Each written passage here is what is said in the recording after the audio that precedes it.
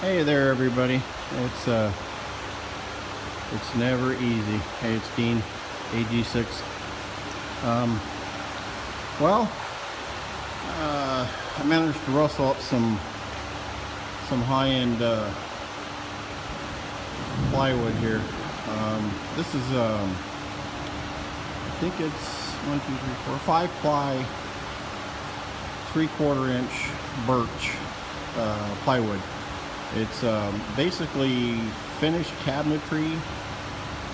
It's waterproof. I'm sorry, it's got waterproof adhesive in it. And in Florida, you know, it's next to impossible, believe it or not, to find marine grade plywood. The reason being is, first of all, it's horribly expensive. Not many people use it anymore, is basically the reason being. It's just a basic case of supply and demand.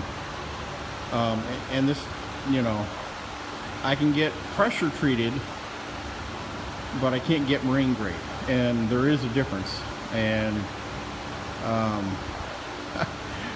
if I had to go through what I was told, it was, you know, you'd probably turn this off. So, and that's not what I'm trying to do here. So, basically, what I've done was I went to Lowe's and special ordered this. Yeah, pretty much. It wasn't stupid expensive, but you know, it wasn't cheap either. It was about $41 a sheet with tax. That's what it came out to.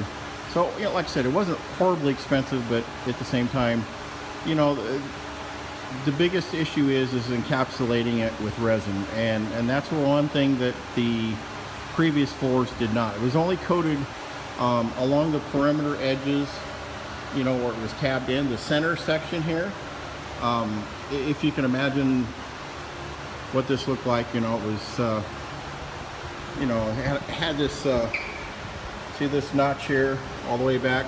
This was cut out for the clearance of the fuel tanks, and then this went all the way to the side on the gunnels. I'll show you real quick here. Basically, you know, you've got that little toe kick right there, so that's what that is, and then the cutout part is where the fuel tank goes.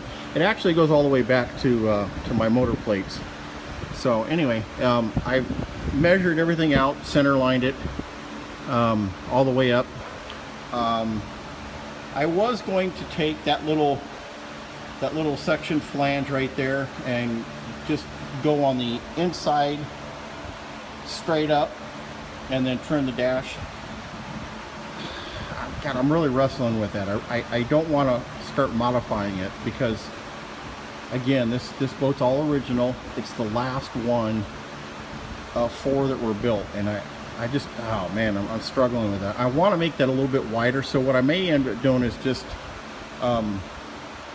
underneath the dash, put a little radius this way, and then cope it this way, and then bring it straight down. But I just don't, I don't want to cut the dash. You know, I'm not trying to modify the design of it. That's why I bought this boat in the first place, because I love the style. So, and it's rare. It's super rare actually, because it's, like I said, it's the last one. So, anyway, so I've got to make cutouts of that one up there, which is basically a mirror image of that. These battery trays are going to come out because I'm going to take the studs out on both sides and replace them with stainless steel. Those are nothing more than galvanized, I guess pot metal is a good way to put it. It's probably steel, but I mean, it's not good quality stuff. They're just threaded rod, all rod. So anyway, that's pretty much where I'm at right now. Don't have a lot of progress. All these lumps and stuff that I found, were actually little air blisters, and so I've sanded them down. I blocked them, gotten it really smooth. Actually, it doesn't really look like it, but it actually is very, very smooth. So what I'm going to do is after I get done, well, actually before, I've got to lay a wrap over the top of this, and then tab all this in first. Then I'll go back in and fill all my holes with the resin. I'm not going to use epoxy because at the last second it dawned on me, resin's not going to stick to epoxy. Epoxy will stick to resin, but not the other way around. So I'm just going to fill it with polyester resin. All the holes were, all these nails came out. Interesting little tip for you guys. You know, I tried pulling all the nails out with a standard, I don't know what you call it, claw hammer, I guess.